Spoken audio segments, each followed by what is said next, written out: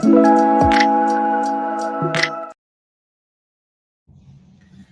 guys, I have a special guest on here with me today. We got Mark Savage. Hello, everybody. What's, go- what's going on? What did you want to come and tell everyone about? Well, I think that we were going to talk about some way station stuff, right? Sounds good. Let's talk about some weight station stuff.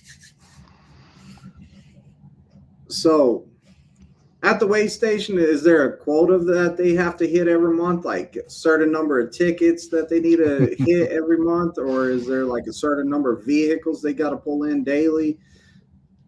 No, that's a really good question. No, that's certainly not it. Let me kind of give you an overview of the most of the states, not all of the commercial vehicle safety programs. A lot of states have multiple tiers to their commercial vehicle safety program, and some of it is funded by the federal government, and some of it is funded by the taxes that a lot of truckers, by the way, truckers pay a heck of a lot more, and they all know this, a heck of a lot more taxes than the four wheelers next to them.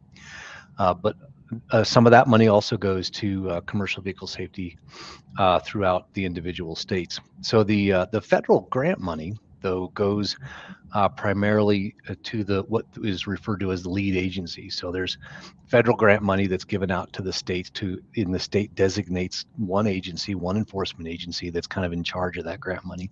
So to illustrate this, in Colorado, it was the Colorado State Patrol, which is the organization that I worked for about 26 years. I was a Colorado State Trooper, retired about 2.5 years ago, and then came to work for the company that I work for now, which is DriveWise. We do the way station bypass technology across the country, in addition to a variety of other different things, which I'll hopefully get to talk a little bit about today. But when I was with the Colorado State Patrol, we used that money for to improve safety on our highways and focus most of our enforcement efforts as specifically as it relates to the grant funded folks on commercial vehicles, removing unsafe trucks and unsafe drivers, and shutting down unsafe carriers. Now, I will tell you that the great majority of the drivers that I encountered and the drivers that my troopers and port officers encountered over the years were extremely safe. They were all professional drivers,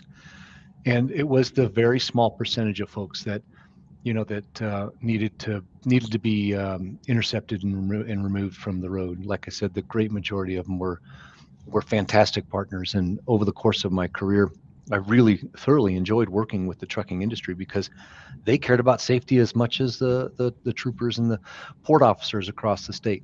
I'm kind of getting off, but let me get back to Colorado. So in Colorado, we have troopers that patrol in patrol cars, and their primary focus is moving violations, and so they would pull over cars and trucks and cite them for those moving violations. We also have way stations, so fixed facilities where trucks would pull in, and I think this is what we're going to spend the most of our time on today. But where trucks would pull in and they would get weighed, and they would also get their credentials checks, their IFTA, IRP, all their insurance, all of the regulatory requirements that truck drivers have to meet are checked at those weigh stations. And then they also have actually what we refer to as mobile units. So mobile units are like a fixed weigh station, but they're in a van. And so they can go set up, they have mobile scales, they can go set up at locations where we don't generally get to. And the port of entry, well, like I told you, troopers, their primary focus was on traffic safety and moving violations. The port officers, on the other hand, they had kind of a dual role purpose. They were also very focused on traffic safety, but they were also focused on infrastructure protection because, as the larger vehicles, the heavier vehicles have a greater impact on the roads, and so the federal government and the state governments invest a ton of money into these roads, and so they want to make sure that those vehicles don't have a too much of an impact on the roads and in causing the states to invest even more money in those roads as well. But I'll also say that there's a huge connection between infrastructure protection and safety, because there were a lot of times when road when trucks, oversized, overweight trucks would cause damage to the infrastructure, and that damage is a safety hazard for everybody else that uses the road. So, I guess what I'm saying is that we had multiple components, and a lot of states are pretty similar. Multiple components to our program, and they were all critical and all focused on safety. So I hope that's a long-winded answer to your question. Yeah, I couldn't ever stand you spoke about the mobile weight stations. I cannot stand mobile weight stations. Like you have to keep your eyes out for those, and usually they have a sign there, and you're like, what the heck's What was weight that? station right here? I've never liked them. They catch Middle you off of guard. Yeah, middle of nowhere, and I think that's the whole point. For example, we had um, we had the nice thing about mobile waste stations is, as we all know, the economy changes, and in Colorado we had the oil and gas industry in northeastern Colorado was exploding, and uh, the great, like I said, the great majority of truck drivers, the great majority of oil and gas companies, they're very focused on safety, um, but you always had folks that would fly under the radar, and those are the ones that generally would cause our problems, and so we would have to go out and look for those folks. And then there's a whole nother component to this, which I don't really want to. We can if you want to, but I don't know if we'll have enough time today. But there's a side of this where we would actually go in. The troopers and investigators would go in and do what we call compliance reviews on the carriers, so the trucking companies, to make sure they're following the regulations as well. There is, I'm not going to lie, and you all know this better than me, there is a lot of regulations out there. It's very difficult to understand and know all of them. So and I can tell you that everybody that works on the bad side of the law enforcing it recognizes that and understands that. So What are some examples of some of the fines that will go to the driver versus the fines that will go to the company? yeah, no, that's a great question as well. So the fines for drivers, they start off with a traffic citation for speeding, let's say, and that could be. It depends on the states. It could be anywhere from $50 to a couple $100. There are also fines to the driver for violating the commercial vehicle regulations. For example, having a bald tire or a headlight out when headlights are required, or you know, some type of a load securement issue, hours of service violations. You can also, as a result of the inspection, in addition to the fine, you can get put out of service, which sometimes is a bit more challenging for the driver than the fine itself, because that means they cannot drive anymore. They're done for a certain period of time or until they get the item fixed. So those fines, they would run in the couple hundreds of dollars at the absolute most. The overweight tickets, though, those could get pretty expensive. I've seen a few that were close to $30,000, depending on how heavy they were and if they failed to get the proper permitting. And now that's a very serious issue. If you have trucks that are overweight and not following a certain route, they can cause permanent damage to a bridge, which can be in the millions of dollars to repair. Fines for carriers, though, were a bit more, depending on what the violation was. I remember back when I was doing compliance reviews, which I'll admit was a few years ago. Not having a drug and alcohol testing program back then was in the thousands of dollars range, anywhere from $2 to $5 grand. Off the top of my head, I'm not entirely sure where it's at right now, but I would imagine it's pretty close to that. Now that's what we used to refer to as an acute violation. That's a very serious violation, one that's going to cause a crash if they're not implementing a drug and alcohol testing immediately. So really a myriad of different potential fine opportunities for carriers and truck drivers and the commercial vehicles that they operate. But at the same time, I will tell you that we also did a lot of really positive work with the trucking industry, and most of the carriers that I worked with,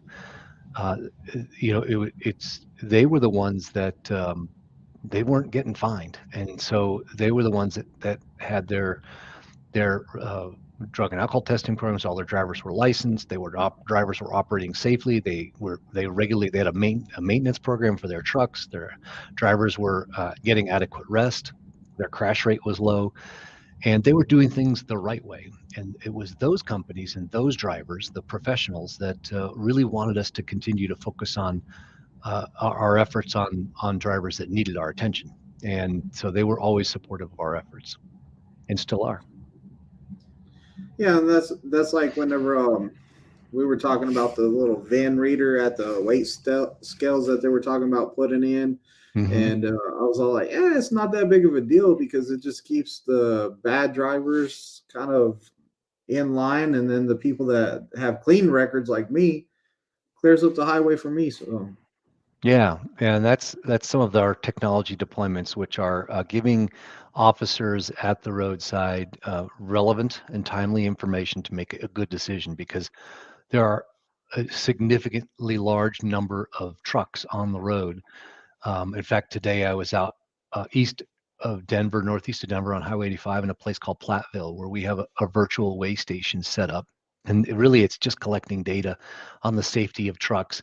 It's not getting reported and it's not retained. It's just, counting the number of trucks on the side of the road, and gathering information about the safety of those trucks. It's anonymous.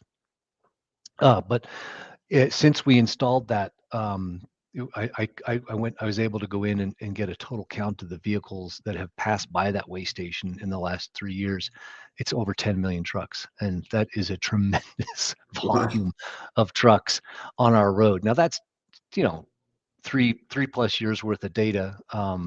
But as you can imagine, there's only generally one person or maybe two working at that weigh station at any one point in time, and I know that they don't work, overnight. So a lot more trucks than there are officers to keep them safe. How about personal convenience? Everybody, this big issue. I'm always like, they need to write down the exact law for this thing. Personal conveyance, yeah, that Yeah, is conveyance. I always yeah. mess it up. No, I get it. That is super. I think here's the issue. I get both sides of it, because I've heard when I was still with the patrol, I heard my trooper saying there needs to be a limit. I think the Commercial Vehicle Safety Alliance, which is an organization it's a fantastic organization, by the way. If you ever get the chance, you should go to one of their conferences. You can really hear some fantastic discussions about commercial vehicle safety. And the unique thing about the CVSA, or Commercial Vehicle Safety Alliance, is it's made up of enforcement and industry. So safety directors, drivers, company owners, and the enforcement officers, and twice a year they get together and are able to talk through issues that occur on the roadside, and come up with it's a solutions based organization, and it's a really neat opportunity to liaise and work with other groups. But anyway, that group has advocated for the Commercial Vehicle Safety Alliance, advocated for a mileage limit. I may mess this up, but I believe it's 50 miles. So you can use your personal conveyance, but only up to 50 miles. And while I understand how that would make it easier for the officer to interpret the driver's logs, and make enforcement easier and a bit more uniform, which is a good thing. We want uniformity in enforcement, because what you don't want to have is one set of rules in California as compared to Nevada, and then Utah, and then Colorado and Kansas. As you drive across the country, you want to have, as a driver and a company, you want to have as uniform set of rules as possible as you operate on our roads, because they're complicated enough. You don't want to make any more complicated, and so that's their advocacy. The other side of this is that that doesn't always work, because sometimes personal conveyance, if a driver needs to go home and it's 52 miles, that I mean, it's a challenge. So yeah, I get it. I don't know if there's ever going to be any solution. I think that the solution that we have right now is the allowance of personal conveyance that is currently in the regulations, is probably, just my own personal opinion, but probably a pretty darn good resolution as it resides right now. Yeah, that the PC, if they would just write it out and like this is how much you can use every day, I think it would end a lot of these questions It because a lot of certainly times would. you can use PC for this, but now you can't use it for this. You can use it for that, now you can't use it for that. Like it's always you think you're doing it correct, and then all of a sudden you're all like, "Whoa, I've been messing that up." It's complicated, absolutely. I was at the point whenever we were talking about big at Prime about PC and stuff like that. I was like, just take it away from the whole company. Like, I'll just use on duty, and if I'm out of hours, I'm stuck somewhere. But people did not like me saying that. Yeah, I'll bet. I'll bet. Well, it's all about compromise, right? I mean, drivers, I have found that in regards to, you mentioned, being out of hours and fatigue. Um, Generally, this is not always the case, but generally, drivers know better than anybody else when they're fatigued, and the professional ones decide, you know what, it's time to stop and pull over. So I'm glad you say that. You have that philosophy. Yeah. Let's see here. Let's What? Do you mind if I ask a question? go for it. So, tell me a little bit about your show and Prime and how this all started. I'm curious. So this started. I don't know enough of the background. So I was working corrections for 13 years, and I decided that, well, they had a budget cut, killed my overtime, so I had to go find something to do. So I was looking into the oil field, and my buddies were all like, "Man, it's down right now." I Mm-hmm. ended up coming out here to do trucking because they said, "Hey, oil field trucking's still big out there." So I came to Prime and learned how to drive a truck, learned how to back it, got my CDL through Prime, and after about a year, I was like, you know what, I'm going to try training out. And I became an instructor. And that's what I do now. I'm an instructor and I teach people how to drive. I teach people how to back. I teach people how to do their pre trip. And, I'm big on safety. Like, I'm real strict on driving. Captain Bananas in the chat, I seen him earlier. He was one of my students I taught 3 years ago, and he'll tell you about that because I was real strict on the driving. I preach safety, and now the YouTube thing started. Let's see, a couple years, 3 years ago, probably. I had a student that couldn't learn nothing but from watching videos on pre-trip. So he was struggling on pre-trip. He found a Mm-hmm. Swift pre-trip and he studied it and he knew every word in it, but I was like, those are the wrong words. And I watched the video and I was like, wow, he knows the whole video. So I made a couple of pre-trip videos for him, posted them so he could see them, and then next thing I know, people are hitting me up messages. Hey, can you make a video about this? Can you make a video about this? This video helped me, and then it just blew up. Yeah. And what I'm trying to do is like tell people about like, hey, CDL is a great career path for you. Mm-hmm. It's going to change your life. And like, I don't even tell people to come straight to Prime. What I do is tell them to do their research and find the company that fits them best. I mean, I work at Prime, love it here, but it might not be the best for everybody. Yeah, And that's that, interesting. It's interesting you say that. So when I started my career, I was a trooper up west of Denver in the mountains on I-70, and I spent about 7 years up there. And we had a way station in the area. I worked it, but it was part of my duties, not the full focus of my duties. And I will tell you that I would much rather have dealt with a truck driver any day than a car driver because, like I said, they're professionals and they're out there with us on the road every day in the middle of the night. And I always knew that if something went south, it was it was going to be a truck driver that pulled over. I had um, one incident specifically where, and this is part of the reason why, because I'll be honest, when I got into law enforcement, I never thought I'd be what we call a truck cop, a commercial vehicle safety police officer trooper. And I just, it wasn't even on my radar.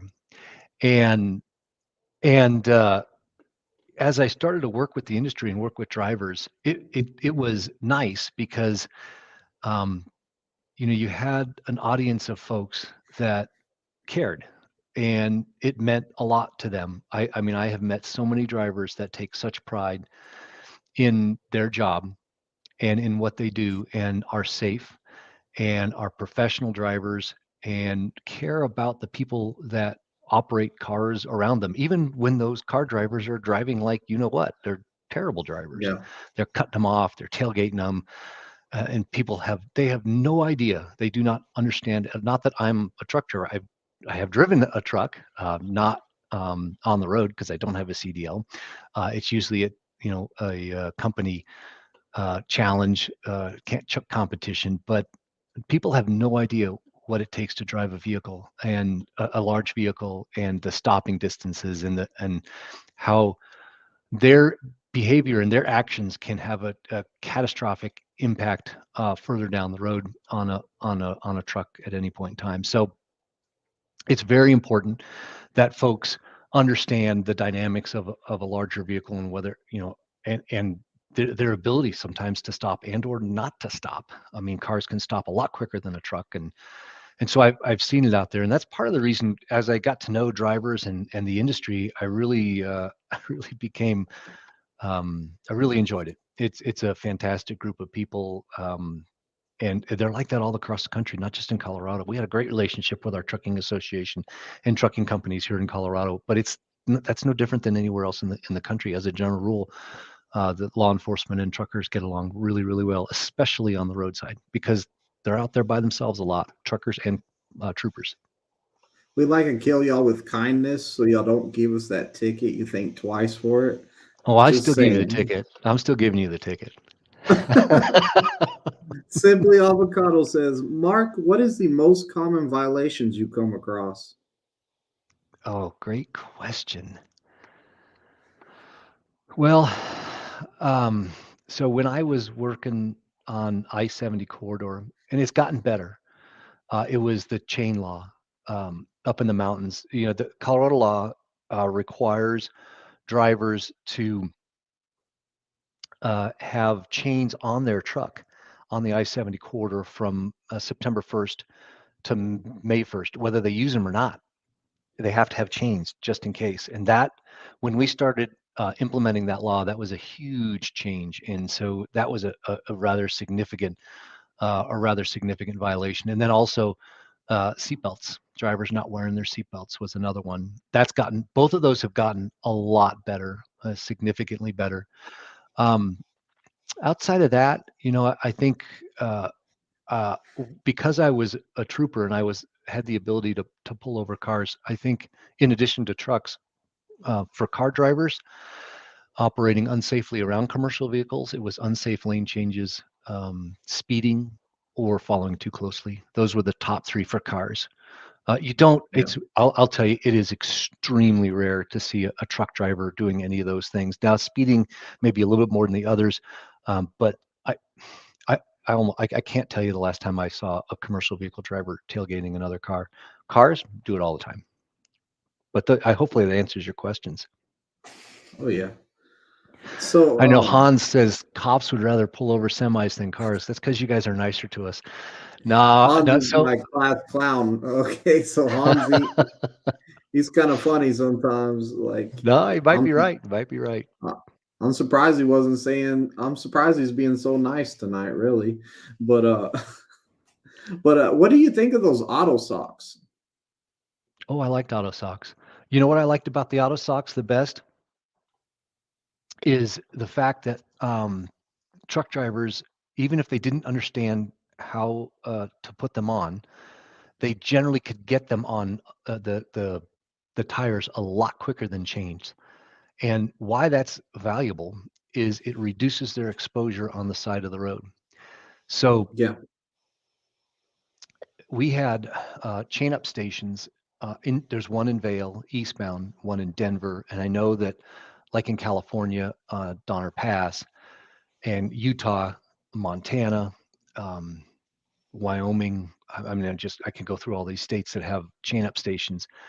There, whenever we worked at chain up station, we were always worried about a car sliding into the driver who's are completely exposed on the side of the road because the chain up stations are only so big. They're generally not protected, and cars are almost always going too fast through the chain up stations. And there are literally drivers standing out there freezing their tails off in blinding snow trying to put these chains on the uh, the tires themselves while cars are going by them, and it's very dangerous. In fact, in Colorado, when I was working, we had a truck driver. unfortunately was killed because he was hit, and it was an awful day. Ouch. So when they started allowing auto socks, and they work just as well as chains, they're lighter. Um, when they started allowing auto socks, it was great because I knew that truck drivers could get those on quicker than the chains, which meant that they were out there for less time. I never even thought about that. All I thought about whenever it came to auto socks is, man, they must be lighter to keep in your truck They're instead of lighter, carrying around the heavy chains. and we test them. And I used to do this actually. We before they became an approved, we used to call it an ATD, alternative traction device. Us and CDOT, the Department of Transportation, had to test them, and they had to perform at the same or a greater level than the chains themselves, and they did. At a greater or equal? At least equal, if not greater. But in your opinion, did they perform better or equal? No, they about the same. Yeah, about the About same. the same. Mark, is it true that Oh, trucks that pull into a weigh station and park are more likely to be inspected at random versus driving through? that's a really good question. No, it's not. So here's this is another big thing that I want to focus a little bit of time on. I'm a part of a group with the American Trucking Association called the Law Enforcement Advisory Board, and that group is a collaborative partnership between the American Trucking Association and law enforcement, and really we kind of bring ideas to ATA leadership, and they share ideas with us, and we have where we are in alignment on problems. We try to work together to address them, and one of these issues is truck parking. And so you ask about truck parking at weigh stations. That's some weigh stations you can park at, some you can't. But I do want to tell you that because you used the word park and at weigh stations, we need to have more truck parking facilities across the country. It's a critical issue right now for drivers across the country that they are not being able to get adequate rest. They're pulling over where they can and sometimes getting woken up and moved on. And one of the potential solutions is that when weigh stations aren't operating, that they might be able to use those weigh stations to park. And so in Colorado, sometimes if a weigh station was going to be closed for an extended period of time, we would allow it. But that being said, if the driver is asleep, we generally would leave them and let them rest unless we had to have that space when the weigh station reopened. And no, we do not. It was against we didn't have a specific policy, but it's that's not how we do business. Generally the drivers, what we want them to do is whether it be at a weigh station or another safe location, we want them to not have to worry about getting woken up and being inspected, because that's their time to relax. That's their time to get some adequate rest. And if they don't get that, they're not operating safely on the roads. What regulations does Colorado have regarding auto change? I think What is that? that might be maybe it's chain laws for cars. You think? Oh, automotive change. Yeah, maybe it's just a typo. Automotive chain law. I'm not sure. We'll answer that. I'll answer that, and then if it's not right, maybe Pegleg can come back and ask it again. So the um, the chain law for cars is that it's code 15, and it's when it's really bad, and I've only seen it implemented on a few occasions. So now, and there's another code that requires adequate snow tires, four-wheel drive, and that's implemented much more frequently, generally at about the same amount of time as when the chain law for trucks is implemented. However, I will tell you this. Um, I think I think he's talking about uh, automatic like Yeah. chain throwers. Got it. I'll talk about that here in just a second. One of the things that we saw, one of the number one violations for cars up in the snowy areas in the mountains in the winter was not adequate tread on their tires. So they may not necessarily, they may have a four-wheel drive and think they can do great in the snow, but they've got bald tires, and that's not going to do them any good. Yeah, auto chain. So chain throwers, those under Colorado law, those are allowed. It's like I described the auto sockets, what we described as an ATD, alternative traction device, and a lot of states allow them. They work great until it gets. Sometimes it gets really, really cold, and sometimes they don't. They don't always work exactly the way they're intended to work under extreme cold conditions. We don't generally have too. I mean, not like Canada, where northern Minnesota or North Dakota, it doesn't get quite that cold here. What we've seen a lot of them in Colorado, we see a lot of them on school buses. Really? Yeah, school buses had them. I'm not sure why, but a lot of school buses here in the mountains have them. I'm gonna have to go watch a video on them. I've never even seen them. I want to see how they work and stuff. They're pretty cool, actually. They're pretty I'm neat. gonna be searching that after I'm off of here because I always do research like that. That sounds neat. So what are you doing over at DriveWise? What's your title at DriveWise? Yeah, so I'm the director of Connected Truck Solutions. And so when I was on the patrol after about 15 years, uh, just like just like I'm sure Prime and the trucking industry were struggling to staff and get enough troopers out there. We were always operating behind the eight ball. We just couldn't quite get back up to full staffing or close to it. And for many years, we were understaffed. And I honestly, I think they are still a bit right now, although they're getting back to where they should be. But we were always struggling to keep, whether it be a port officer or a trooper or a dispatcher, positions filled. And the crash rate at that time, this was about the mid 2000s, the crash rate had plateaued after being very, very high for many years. And it plateaued and never, we could never get it off that plateau. Now that unfortunately that crash rate nationally is going up right now, as you all know. We're seeing the highest fatality rates in the last couple of years that we've seen since the 1980s, which is terrible. But we were trying to figure out, well, what can we do? We're not getting more troopers. We're not getting more port officers. We're not getting more dispatchers. We'll be lucky to keep the same number that we have.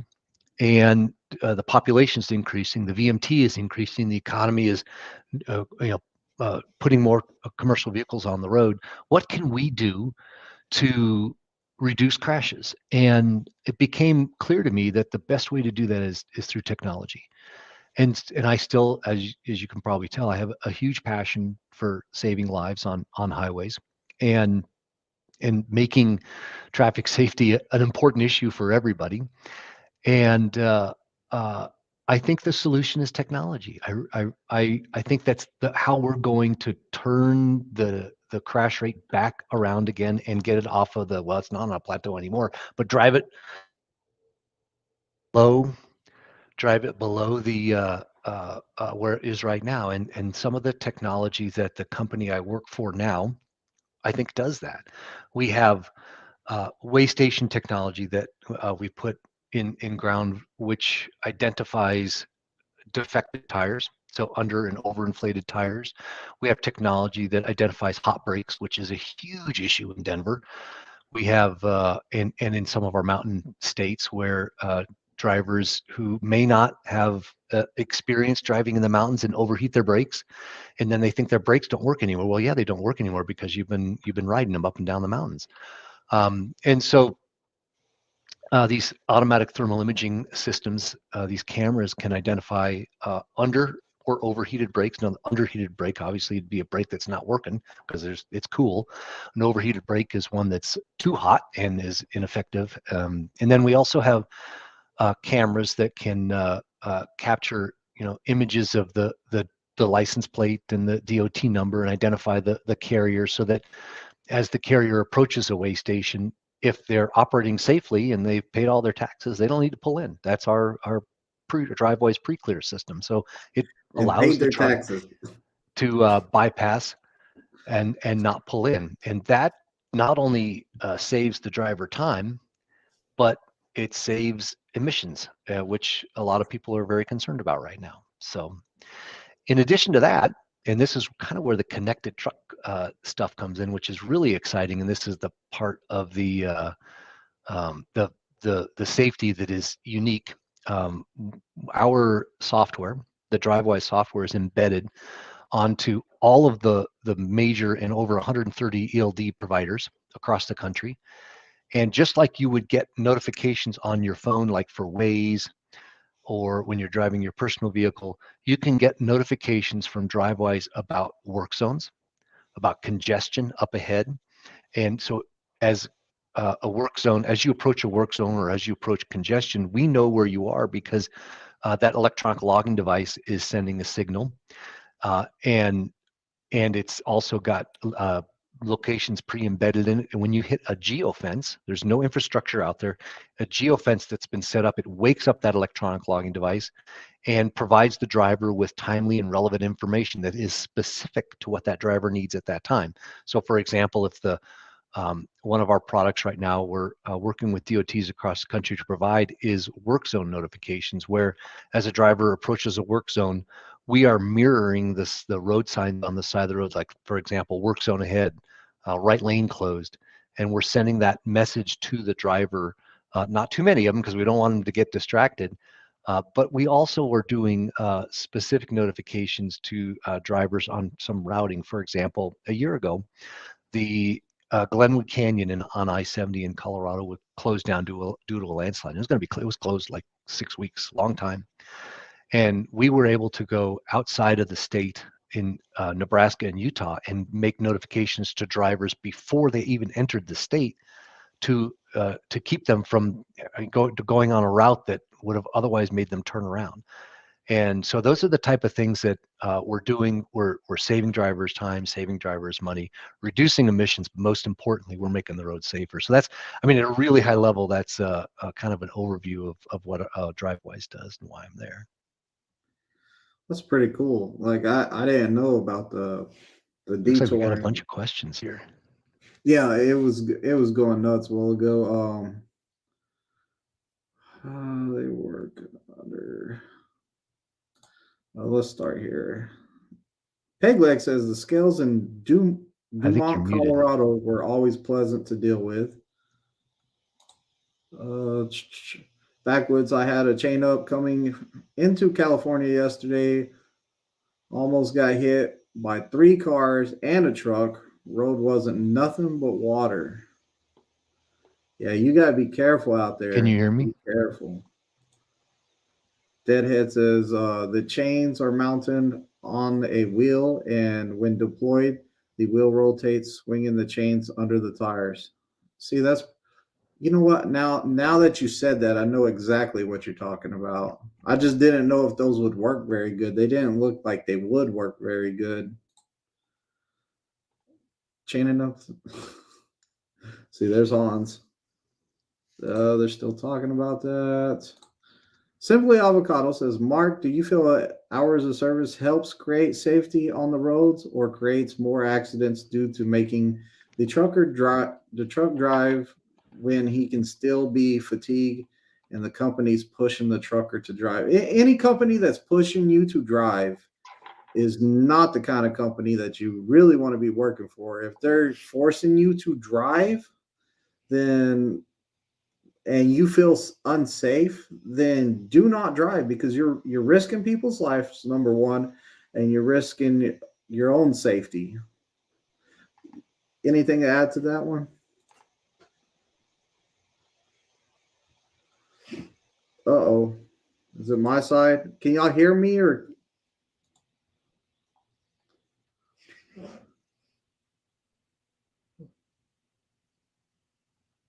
I think he froze. I think he completely froze. Han says, I got a question for this dude. This dude has a name, Hans. It's Mark. Why do some cops like to inspect the driver's trucks while they are Can in you the hear me? sleeper? Yes, I can hear you. Can you hear me?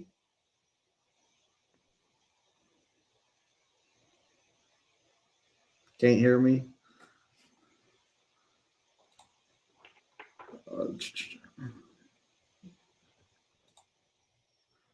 Yeah, Hans, or I mean Captain Banana, they're starting to like DriveWise. So since you were at Prime before, Like we have the Navigo, and it pops up onto the screen telling us whenever there's bad weather. There's DriveWise has been integrated into our system, and it's cool because you can see weather happening around you. You can see sometimes it'll tell you about traffic, construction. I mean, it's pretty cool, and like it tells you like in certain areas how to that you need to slow down in these areas because maybe the speed limit's changing or maybe there was a large number of tickets rolled in that area of like the geolocation of that area.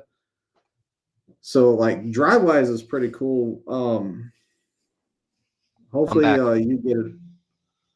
Can you hear me now? I can hear you. Can you hear me? Yeah, we're good. I don't know. That was weird. It just cut out and stopped. I just had to restart my headset, but it's working fine now. I think it was simply Avocado's question, and I kind of answered it while you weren't there. But Mark, do you feel like hours of service helps create safety on the road and creates more accidents due to making truckers drive when he or she can still be fatigued and the company's pushing them to the trucker to drive? Yeah. So, no, that's a really good question. I think one of the things that you need to remember is the hours of service are intended to eliminate fatigue, reduce fatigue, and it all boils down to one thing. And I said this earlier, there's nobody that knows whether you're fatigued or not better than you do.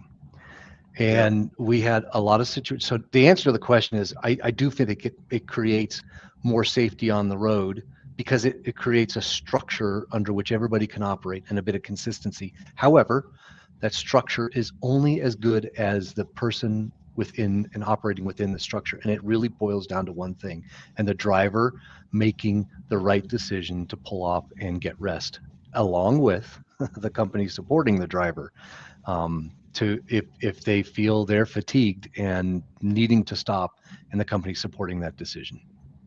yeah. If a company's trying to force you into driving, they're all like, "Hey, I don't care that you're tired or whatever, and you need to go." It's time for you to look for a new company Yep. because that's unsafe. And if they're forcing their drivers to do that, somebody's going to get hurt or killed. You might we as well get out of there now. we used to get those complaints occasionally from drivers, and they're very hard, really, really hard to mediate and address with trucking companies because it's a yeah, it's he said she said kind of thing. There's no proof, but the fact that we were making calls to trucking companies after a complaint from a driver kind of put them on notice, and it would be anonymous a lot of times. Sometimes the drivers say, "No, tell them who I am," um, but it just put the trucking company on notice.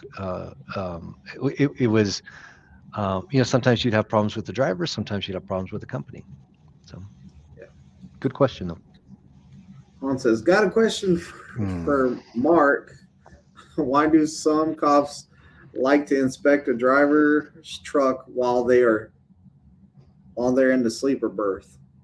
Yeah, they shouldn't be doing that. That's my personal opinion. That is time for that driver to get rest, to get adequate rest. And if we are disrupting that rest, whether it be in the first 30 minutes, the last 30 minutes, or right in the middle of their rest, is very problematic, um, especially for an inspection. So it's why? Because it's this is like anything else. 95, 98% of police officers, just like 95, 98% of truck drivers, they're good people. They make good decisions, but we're not all perfect. Yeah, you have that 5% guy that's Yeah, not good. so you're gonna have that. So this is what I hear a comment of a lot, and people would say, "Hey, I got a I got a ticket because my bed wasn't made in the back." You ever hear of anything I've like heard that? that. There's no regulation that regulation doesn't exist. There's a regulation that the sleeper berth has to be of a minimum size, but there's not has nothing to do with the bed. No. Uh, whenever you're when you're looking, so if you're in a wait station, you can see inside the truck window as we come up, right? So if the truck is just a filthy mess on the dash, are you more likely to have them pull into the back and do an inspection, or is No, it so it depends. like Yes, I think that there's a bit of a misinformation. Not all weigh stations have cameras, and not all that see into trucks. In fact, the great majority of them don't. Great majority of them that have cameras, the cameras are pointed at the license plate and the side of the truck, so we know what the truck like. If we know that there's a blue truck that's coming up and it's trucking company ABC, and then we can see that a quarter mile down the road, and we look up and go, oh, that's the truck I just saw on the camera. It's not necessarily, now there is technology out there that will allow you to do that and check for seatbelt violations. We don't sell that, but there is that technology out there. I can also tell you that in order for a violation to occur, and this is what we would refer to as in cop lingo as PC for the stop, there has to be a view obstruction. In other words, there has to be so much crap in the dash or on the windshield that it would actually obstruct the driver's view. Now that's a bit up to interpretation, but as a general, it had to be pretty obvious. And then yeah, we pretty would flag them in and say, hey, you know what, you might want to take this stuff down because we don't think it's safe for you to operate that vehicle. Blitz Week? Why do they always announce Blitz Week to everyone? Well, they They're all like, don't. hey, we're doing Blitz Week this week. Great question. There's actually two with CVSA. There's the unannounced. Well, there's a couple more, but in regards to brake check, where we focus on brakes because bad brakes cause crashes. Uh, there's actually two. There's an unannounced that's done throughout the year, once per year, and then the announced. And obviously, the announced one is the intent is compliance, is voluntary compliance. Compliance. We would much rather have a driver or a company voluntarily comply than have to force them to comply. It's easier for everybody. And so that's why one is announced. It's really intended to get people to focus on the issue at that time and voluntarily comply with the regulations. Because if I heard it like Blitz Week, I'm all like, oh, I'm taking the week off, guys. I'll see y'all next week. Plan your vacations around it. Yeah, it can be Yeah, because challenging those weeks. you go through every scale during that week. I've never liked Blitz Week, and most of the time I really do take off during it. I'm all like, yeah, I'm just gonna take off. It's too many weigh stations. I'll go in the regular ones, like randomly. I'll hit those, but Blitz Week, it's like every freaking scale. Well, but what you need to do is every state and DriveWise is a partner on this. Every week we do trucker, or every year we have a trucker appreciation week. And in Colorado, and I just did one here this last year in California. California Highway Patrol does a fantastic job where they partner with the California Trucking Association and cook a meal for drivers that pull into weigh stations. They get a free meal and a drink as they approach the weigh station or pull into the weigh station. And there's troopers and DriveWise employees, pre-pass. We're all standing out there handing them um, a lunch and thanking them. So you don't take that week off. Yeah, I'm there for the appreciation week. I've been there. Like I've seen that. That's a lot of stuff given out. Pegleg says, Mark, I must tell you that Colorado State Troopers were the best deal with as a truck driver, in my opinion. Well, I appreciate that. Thank you. I will tell you, 26 years, it's a fantastic organization. And that means a lot coming from Pegleg because he can't see real good. He's a driver that kind of can't drive no more, so he helps some of the guys out in my groups and stuff like that. And he has to use a magnifying glass to see his phone. So he's holding up a magnifying glass while typing Very on it to cool. write that much. So he really cares about that That's statement. cool. I appreciate that. Thank you, sir. Are you driving 14 plus hours in one shift? I missed the question. I asked that question on the hours of service due to being able to drive sometimes 14 plus hours some days and some days 5 hours before fatigue hits. But the hours of service, I can't can be out of hours to drive when I'm ready to. Yeah, no, I understand. You I gotta want, stop napping during the day, dude. Stop napping. Stop taking naps during your shift. It's not good. we have the same issue with law enforcement. When law enforcement, just like trucking, it can be one of these very monotonous jobs where you can uh, drive for or work a shift for days on end and nothing happens, nothing at all. And then all of a sudden, you have something happen, like a crash in front of you if you're a truck driver, or a call for service as a police officer. And so it used to be described to me is on during an 8-hour shift, you had really 7 hours and 55 minutes of nothing, punctuated by 5 minutes of sheer terror. And truck driving is really kind of the same thing. I mean, it's you can see some really horrible things on the side of the road, and that's the important part of being well rested. So troopers, police officers, and truck drivers are very similar in that regard. What was the You last remind me. question? You reminded me real quick before we move on. You reminded me real quick of those days working at the state whenever you're all like, oh man, I'm about to go home, hour left in the shift. And then Yep, boom, we have a use of force, and I got all this paperwork and all kinds of stuff to do. So I don't get to go yep, home. yep. You never use the Q word, quiet. It's a quiet shift. I That's never a said bad that. word. Bad word. Scotty B says I downloaded the DriveWise to my phone, Hmm. and it had me take a picture of my truck so it can be identified when I pull into the wait station.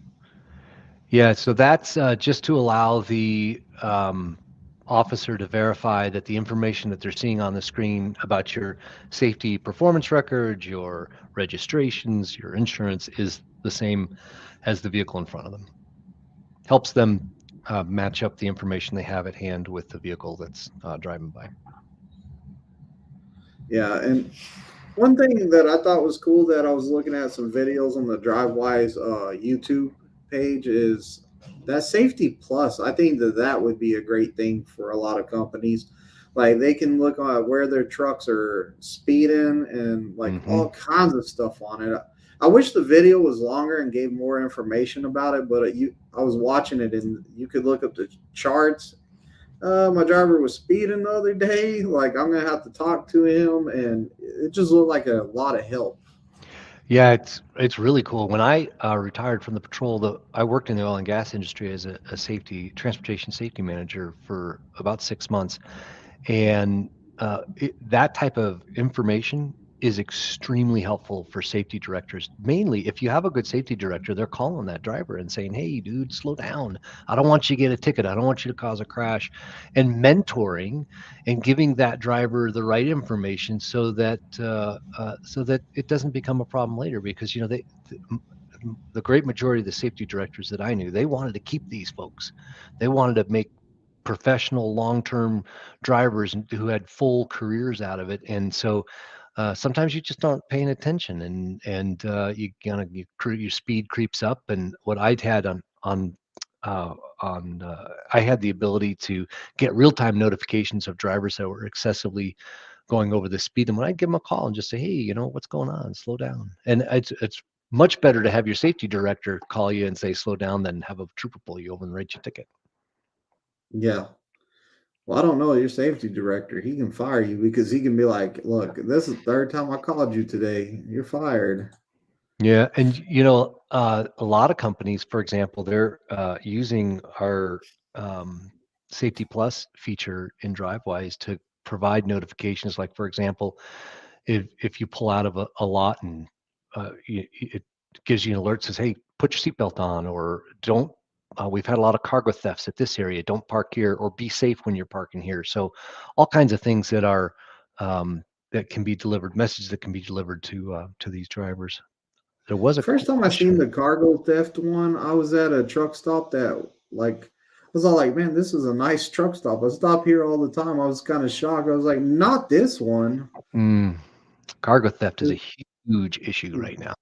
Huge issue, and it's Oh, safety for the drivers is a big one. So Be careful out Did there. you ever report to a trailer getting broken into and like stuff being Mhm. stolen out of it? Or well, would that be more local, I guess, than It just depends, it depends on where the truck stop or where the theft occurred. If it was at a truck stop in a city, no, we generally didn't. That was a local thing.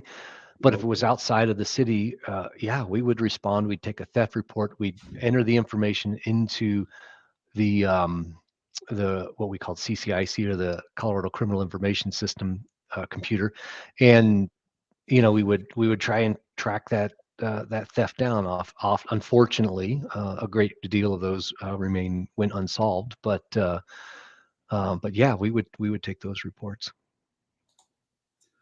Do y'all inspect U-Hauls and rider trucks? Only this is a really good question. Only if they're involved in commerce. So, for example, if I go out and I rent a U-Haul and I'm driving my own stuff, I didn't get paid to do it, then no, they're not a commercial motor vehicle, so they are not subject to they're not subject to inspection or pulling into weigh stations. However, if I have a trucking company and I'm operating in commerce, getting paid to do that, then yeah, but I'm also required to have my name and DOT number on the side of the truck, and not riders or U-Hauls. And that doesn't always Yeah. happen, of course. How far has Hmm. DriveWise come, and do you think that the software still has a way to go?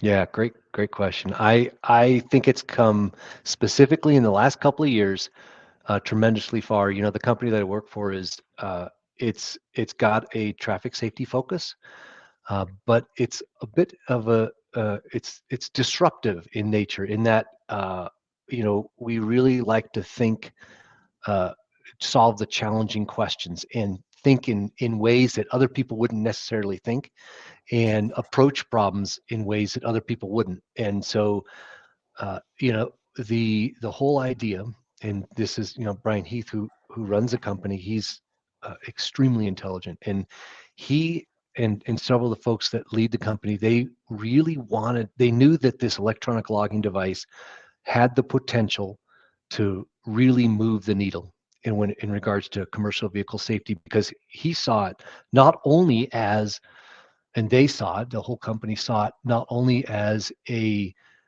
a device that drivers can track their hours of service, but also, in addition to communicating with their company, the ability to give timely and relevant information to drivers when they need it, where they need it, so to make them more alert and make them more safe. And that's, I mean, it's talk about connected truck, using connected truck technology to make people safer. It was a brilliant idea.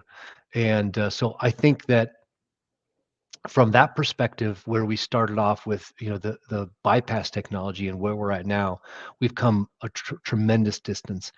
And really, there is a lot more to do, and a lot more potential out there, um, specifically as it relates to autonomous vehicles and autonomous commercial vehicles, and the whole connected truck atmosphere and platform. I am of the personal opinion that, that even though autonomous trucks, with with a driver, or excuse me, without a driver, are many years ahead, there will still be drivers in these trucks, whether they are allowed to get, some rest or time away from the wheel while they're on the open road. I still think that, the driver is still going to be needed, and is still going to play a significant role in the safety of that truck and the operation of that truck for at least a few years to come. And so, communicating with that driver is absolutely essential. Are y'all working with any of those trucks? We are, but not from the perspective of how they're inspected. So, um, how an autonomous vehicle is inspected, and the safety of the equipment and the truck is maintained. And it's kind of conceptual work, or just getting started. It's pretty interesting stuff, though. Mark, what's your favorite feature of the DriveWise software, and one feature you'd love to be added? I don't know if I could tell you about a feature to be added because I'm a cop and the engineers have already figured all that stuff out. They're way smarter than me. But I think my favorite feature is the ability, our Safety Plus, the ability to send alerts and messages to drivers on the road. To me, that's because it's directly connected to safety and saving lives. Not just saving lives of that truck driver, but workers in work zones, police officers. One of our other features is in partnership with Haas Alerts, where we are identifying service vehicles, whether it be a plow truck or a police car that's on the side of the road, and letting truck drivers know um, that there is that vehicle and to be alerted for it in the up in the road ahead. Oh, so yeah, that would definitely help out. Just having that extra eyes Yep. to help out. Pegleg says, is Drivewise looking into doing fuel routing to help with low bridge warnings where trucks should and should not be? Yep, we do that already. We are doing low bridge warnings. We're also doing, for example, in Omaha, they have a really sharp curve where a lot of trucks have rolled, and so it's always a hazard to drivers. The road doesn't change, or the bridge doesn't change, and so we've set up a location, an alert at that location, before that location, so that every driver that allows alerts to be sent to their electronic logging device gets that notification that there's a sharp curve ahead. I knew we were going to get this question. The FMCSA is planning to come out in June with a proposal for speed limiters for commercial vehicles. What's your opinion on what that speed should be? That's a tough question. I have kind of a bit of a unique perspective on this. So I don't know if I don't know if Hardcore Hillbilly is going to be super happy with my answer. One of the things that worries me, in addition to the fact that I think speeding kills, clearly, and so, operating a vehicle, specifically a commercial vehicle, at 55 miles an hour versus 75 miles an hour, your reaction time is different. Your stopping distance is different significantly. So safety is the faster you go, the less safe you are. Conversely, what worries me about speed limiters, not that they're a bad idea, I couldn't tell you if I gave, I couldn't tell you I couldn't tell you a specific speed limit, but what worries me about speed limiters is speed variations between cars and trucks. So trucks are limited to, let's just throw out the number 55.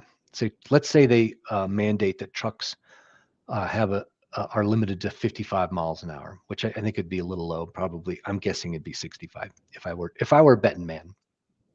Not that that would be a bad thing. It worries me that there would be no comparable regulation on cars where you have cars going 80 to 85 miles an hour and trucks being required to go 65 miles an hour. And you can't expect the truck driver to remain in the right lane because that's not safe either. If a truck is operating at 50 miles an hour in the right lane, you ought to be able to allow commercial vehicles the ability to make that pass safely and quickly enough so that they're not impeding traffic behind them. So I guess that is rather than give you it's hard for me to give an opinion on what the speed is. I just have a lot of concerns in regards to speed variations. Obviously, higher speeds cause more fatalities. So I guess my answer is, if they're going to put a regulation in regards to speed limiters, there needs to be a very well thought out process and an effort to address the speed variations between cars and trucks, if that's the case on the roads. Do you know what our trucks are governed at Prime? I do not. Can I make a guess and you tell me if I'm right? Go for it. 65. For lease, how about company?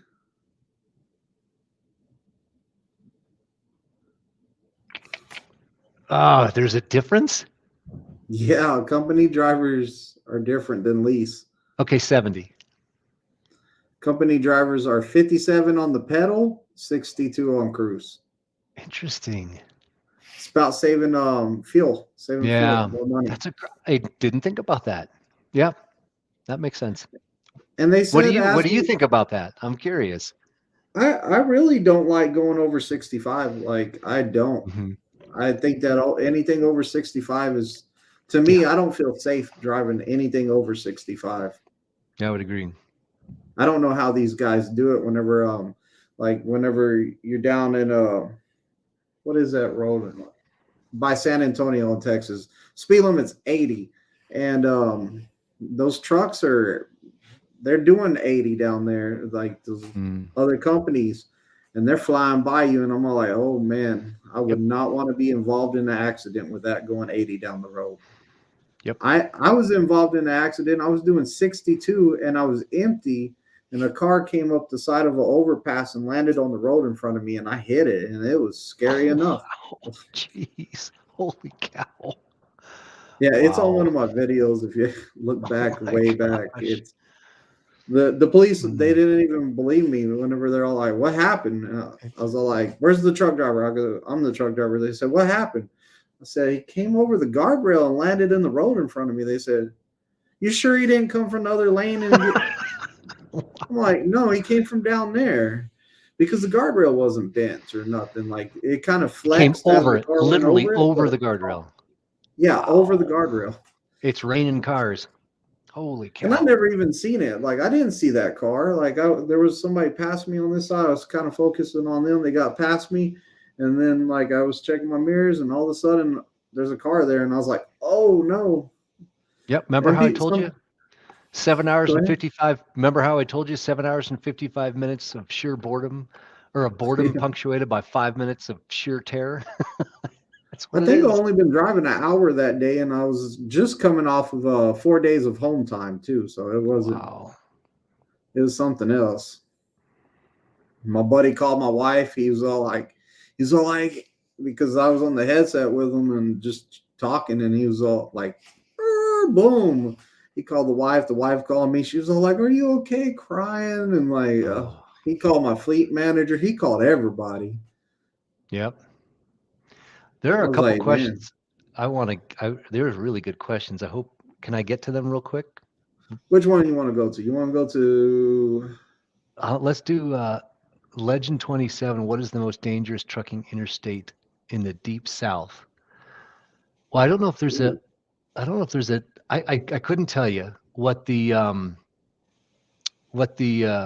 most dangerous is because I don't have the data, but I know the deep south has a lot of, if you look at American Transportation Research Institute, they put out every year the most congested areas in the country, and Atlanta every year seems to be at the top. So that's an interesting. I don't like that. Everybody that drives there, it's just, it is what it is. Yeah, I've Um, been. That's like my top of the list. Don't like going there. I'll go to New York. I'll go to Washington D.C. I'll go to L.A. I'll go. And what's weird is most people say Dallas, Texas, and I guess it's because I'm from Texas and I've drove through there so many times. I'm all like, it's a grid. Just go straight till you get through it. mhm. Yeah, ooh, So, this is a good question. Yes. So TNT says, Mark, have you heard of any crackdowns on CDL schools just handing out CDL Hmm. to people who don't have a full grasp? Yep. So we helped right before I retired. We helped the Colorado Department of Revenue do some uh, focused enforcement on an operation here in Western Colorado that was doing that. So yeah, it's a big issue, a real problem across the country. I think that unfortunately we don't necessarily, enforcement folks don't always have the resources to address that as much as they could, as much as they should, excuse me. But yeah, it's definitely a problem. And it's a problem for Yeah. your folks out there that have to, especially your trainers, because they get them after this, and I'm sure the companies they're going to put them through an internal training program, and you get them in the behind the wheel, and you're like, what the heck? Did you go to school or not? That's why we don't hire out of certain states. If you try to apply and you got a CDL with zero experience and you're out of a certain state, we won't hire you. Hmm. Yeah, it's a problem. Uh, the speed limiters. Let's see. I feel it's not the speed, but the reckless of the drivers take the autobahn across the seas. No speed limit, but yet the lower crash rates of the highway of any highway in the world. Ugh, I can't talk today.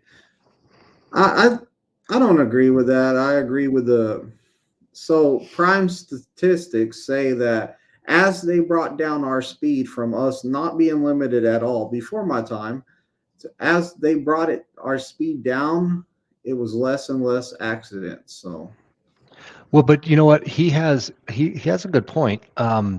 In regards to the Autobahn in Germany, I've driven on that, and the one difference that I will tell you in the difference between Germany, Europe in general, and here is drivers of cars have much more stringent training regime before they can get a license than they do here in the United States.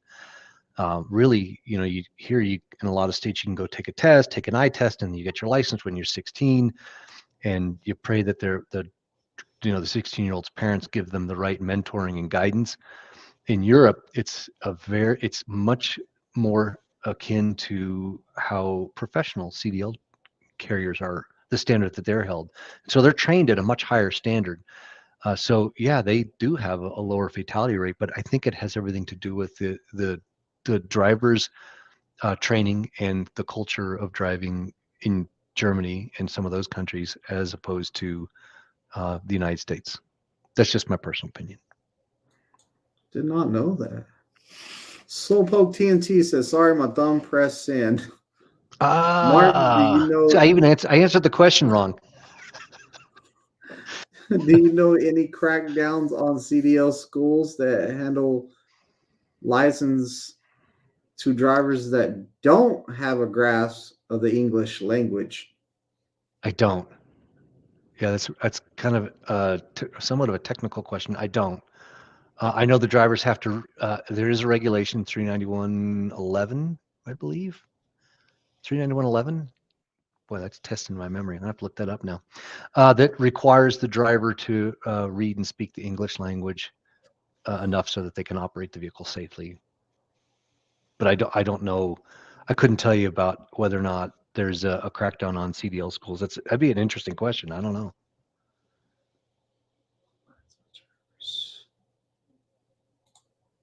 How do truckers handle weight stations? Yeah, so I think the big the big thing about way stations is uh, you know just remember that the officers that are working those way stations are there for your safety and the safety of the motoring public, and they've got a job just like you. You may not always agree with the decisions that they make, especially if they give you a ticket, but it's not. You can certainly articulate your position to the officer, but arguing really that's what court's for. If you're unhappy with the ticket, take it to court and have your company support you. I know that's not always the easiest thing considering you might be across the country, but uh, a lot of courts now are offering virtual attendance or appearance, excuse me, opportunities. And so I think that's really just remembering that they're there for your safety and the safety of the motoring public. And just like you have a tough job, so do they. How hard is it to find a warning? Oh, good question. You mean like a warning on an inspection ticket? So like it gets Yeah. documented on an inspection, but no ticket. So there is a process for that. It's got a funny name. It's called data queues. It's basically a data query, and so you would. That's up to each individual state. It's not a court process. To be frank, some states are really good about it. Colorado, we had a process whereby we had an administrator who had knowledge of the regulations, and she would make a decision. And if she didn't like the decision, excuse me, if the respondent, the person who got the warning, didn't like the decision, they could appeal it, and it would go to a second level. So those but some states it's a little less. States that don't have the same resources we did may invest less time in it. But there is a process for that, and it's called data queues. And all you have to do is get on the internet and go to FMCSA data queues. Depending on the state that the violation was issued in, you can challenge that violation. Warning, excuse me. Is it a pretty hard process? No, it's super easy. Easy. Yeah, especially if you guys, if you work for Prime, I guarantee you have somebody in your company. Knowing Prime, they have somebody in their company that's focusing, that is aware of this. So, check with your boss, safety director, or somebody, and say, hey, I don't think this violation was right, and they'll know how to do that process. Yeah, you just have to get it. It's like a username and password. You register under your company's DOT number. You, as a driver, if you work for Prime, you wouldn't do that. You would have somebody that would support you in that effort. Trucking Life with Sean. Hey, I'll watch all of your videos, man. Great videos, by the way. He said he finally caught the live. In Europe, they have to go to. Yep. Oh, we just talked about that. Yeah. Does driving schools instruct students to wear sandals? Oh, I sure hope not. I sure hope not. There's been a few times when I've seen drivers trying to put on chains in the mountains with flip-flops, shorts, and a t-shirt, freezing their tails off. I would always pull over and help them if I could, if I had time, because boy, those guys, they just, they may come from a warm state like Florida, and they don't think, it's, in June, it'll be warm in Colorado. Well, guess what? We get snow in the mountains in June and July in Colorado. So you never know. Yeah, it happened to me one time. I was going over the mountain and they're all like, chain law is in effect, and it dumped all this snow down, and I pulled it over for the night. And I called my fleet manager and I said, hey, man, I'm done driving for the day. Chain up laws in effect. He was all like, man, we're like a week out from 4th of July. What are you talking about? I'm all like, look it up, dude. It's bad. I'm not going. I don't like Vail anyways. I wish that they would make a better route for us than Vail. Yeah. Vail's steep. It can be challenging. It's beautiful up there, isn't it, though? Oh, yeah. It's hard to breathe up there, too. It's like the air is real thin or something. I like that tunnel, too. What's that tunnel? Eisenhower Johnson? Yeah, Eisenhower Johnson Tunnel. That's amazing. I don't know if you've ever had the opportunity to kind of stop and take a look at it, but they have. So I remember once in my career several years ago, we had a motorhome that overheated coming up the tunnel grade. So on the ascent up to the tunnel, and unfortunately, the driver pulled into the tunnel, and the thing caught on fire and just kind of exploded. He got out. Everybody was fine, but he got out, and but it caused a huge fire inside the tunnel. And they have these huge blowers that can create a wind tunnel, and they literally put that fire out with those blowers. It was amazing. It blew it out. I mean, it was pretty impressive. Yeah, it's an engineering feat what those guys have done up there. It's pretty cool. Yeah, it's a long tunnel too. Yeah, it's about almost 3 miles, 2.5, a little more than 2 miles. Well, here's another flip flop. Is there a rule that states you can't drive with flip flops on? I'm not aware of one. No, I'm not saying there isn't, but I'm not aware of one. CW McCall's Wolf Creek Pass. That's a crazy pass. That is a crazy pass. That is a very dangerous pass. There's one curve on that pass that about every other year, it's gotten a little bit better. We've had a truck lose its brakes and go off. And after they go off the end of that curve, it's a free fall for couple hundred feet, and it's deadly. So yeah, if you folks are driving on 160 in southern Colorado and you're driving over Wolf Creek, please be careful. Follow the speed limits, and if you lose your brakes, use the runaway truck ramps. You will not get a ticket. I don't know if I've heard that rumor before, that if you use a runaway truck ramp, you'll get a ticket. You will not get a ticket. You might get a tow bill that's gonna to get your truck out of the ramp, because you won't be able to drive it out of there. But I'll tell you what, it's a lot cheaper than losing your life. So in the state of Florida, or state in Colorado, you don't get a ticket for using the escape ramps? No, you will not. That's good to know. I did not know that. Some states is posted that it's such and such fine. Like Wyoming, if your truck, what's it called? If you flip your truck, you're gonna get a fine for that too, because of the ice or the wind or stuff. Oh, really? Yeah, Nope. there's a In big Colorado, fine. nope. We don't. We will not write you a ticket for using the ramp. We do not want to discourage anybody from using those ramps. They're there for you. That's what they were built for. What I learned at Swift, I will tell you at Swift, you are a number, not a name. They tell you not to worry about incidents. Then when you get 3, they tell you goodbye. Yikes. That's no good. You shouldn't be having accidents. Like, be safe. You can get out and look and, just do stuff safe.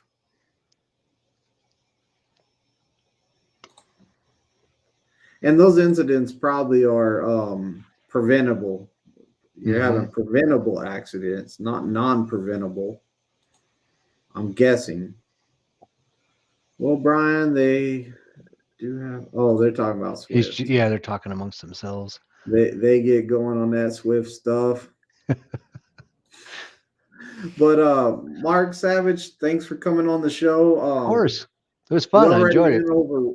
We already went over the amount of time that Rob was on here, so you're probably going to hear about that tomorrow. Hey, he went on there longer. It's not fair. Means I win. That means I win. It was a great show. Stick around for a minute after I turn this off, and I'd like to talk to you some more. Everybody, good night. We appreciate Mark coming out for the show. Like, comment, and subscribe.